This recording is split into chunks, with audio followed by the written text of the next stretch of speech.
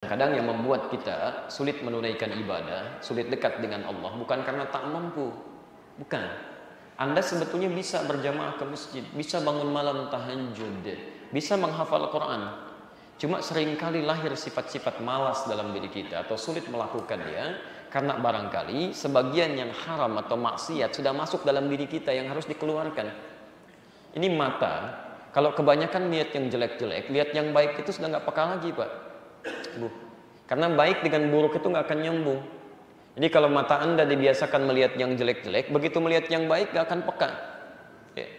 Mohon maaf, udah lihat orang sholat belum ada getaran, lihat orang baca Quran belum ada kepekaan. Itu mungkin matanya sering dipakai yang kurang bagus.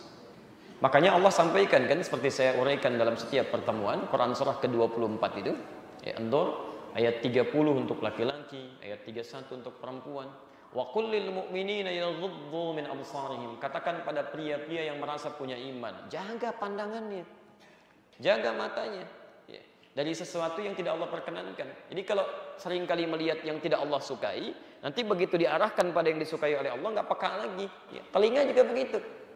Anda keseringan dengar-dengar yang tidak baik, dibawa yang baik-baik susah dengarnya. Ya. Kesana yuk, kemana? PTN, ada apa? Ada pengajian, ngaji melulu, kemarin baru ngaji. Ini nggak cepet gitu ya. GBK yuk, main. Baru tuh konser. Oh, kapan? Jam berapa? Siap dari sekarang. Ini agak cepat ya. Sama demikian. Jadi kalau Anda misalnya agak sulit direspon kepada ibadah, itu tandanya ada beberapa yang masuk ke dalam diri, ada maksiat. Kalau bukan maksiat, yang haram yang masuk itu. Yang haram masuk. Ya. Nah, jadi hati-hati ya.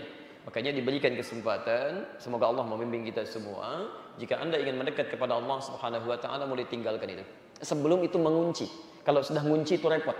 Ya, repot tuh. Misal, ada yang makan haram, mengalir lewat darah jadi daging, masuk ke telinga itu nutup nanti. Ya, di Quran surah ke-6 ayat 25 itu, Al-An'am, wa fi adhanihim waqra. Ada orang yang telinganya kena sumbatan gitu. Kesumbat, jadi dengar kebaikan susah. Itu kalau nggak cepat dikeluarkan, lama-lama jadi penghalang, ngunci.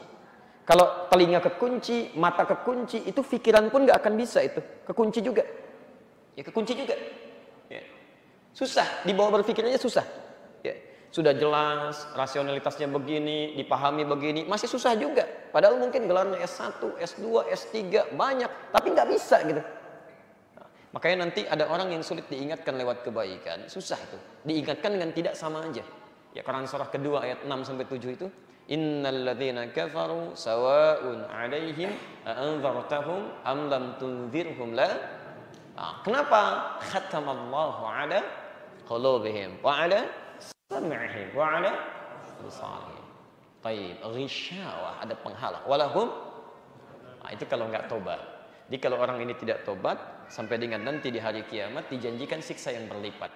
Kenapa disebut berlipat azim di situ? Karena orang umumnya dihisab dulu, baru disiksa. Kalau amal salahnya banyak, amal salehnya sedikit. Tapi orang ini, saking sulitnya diberi pengertian, banyak amal salahnya, begitu buruk amal solehnya, itu Masya Allah. Ada bahkan di antara mereka yang dijanjikan masuk neraka tanpa hisab.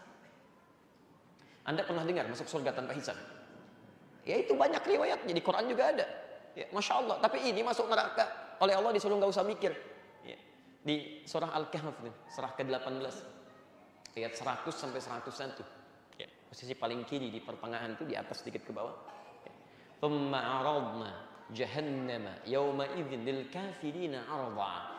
Nanti, Masya Allah, saat hari perhitungan nanti, kami akan tampakkan neraka Jahannam pada orang-orang yang sulit diatur ini, ya, sejelas-jelasnya. Jadi sebelum masuk sudah ditampilkan. Seakan-akan kalimatnya begini, kamu nggak usah mikirin hisab deh, tenang aja. Ini tempat kamu kembali, nggak usah mikir lagi neraka tuh. Dari mana taunya? Ayat 101-nya. Siapa mereka? Alladzina kanat a'yunuhum fi ghita'in 'an dzikri. Yaitu orang-orang yang saat di dunianya matanya tuh terhalang, susah ingat kepada Allah itu. Wa kanu la yastati'una as-sam'a, dan nggak bisa dengar itu. Susah diberi nasihat, susah dengar adzan marah-marah. Bahkan orang mau bikin tempat adzan dia udah marah duluan. Ini ngapain bikin ini? Menara, takut nanti nimpa ke tempat saya. Udah disusun, Pak. Belum jadi udah marah gitu kan. Kalau non muslim mungkin belum paham. Ini kadang-kadang orang Islam. Ini yang bahaya ya. Nah, maka dari itu Gunakan momentum ini untuk bermuhasabah, cek. Kemudian perbanyak puasa. Ya, berdasarkan tuntunan Nabi SAW, karena puasa itu menghimpun banyak kebaikan dan mencegah berbuat maksiat. Itu puasa. Ya. Saya sering katakan kalau Anda sedang puasa, Anda akan berhati-hati berbuat salah. Mau bohong aja jaga-jaga tuh, takut batal puasanya minimal. Kemarin dari mana? Saya tungguin.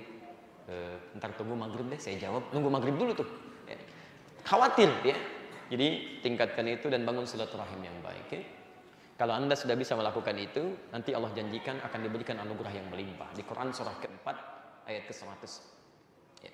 Tapi kalau Anda nggak mau berhijrah, tidak mau berubah, memperbaiki diri, maka lihat ayat 97 di Quran surah yang keempat An-Nisa itu. Ya. Nanti ada orang masuk neraka tadi, seperti kami sampaikan, tiba-tiba malaikat tanya.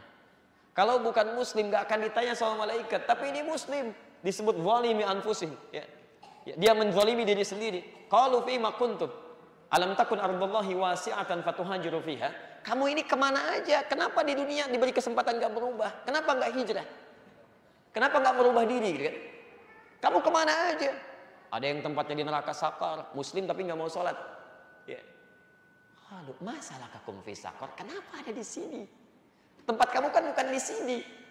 Apa jawabannya? Lam nakum minal musallin. Dulu kami gak sholat katanya. Wah, jelas ya?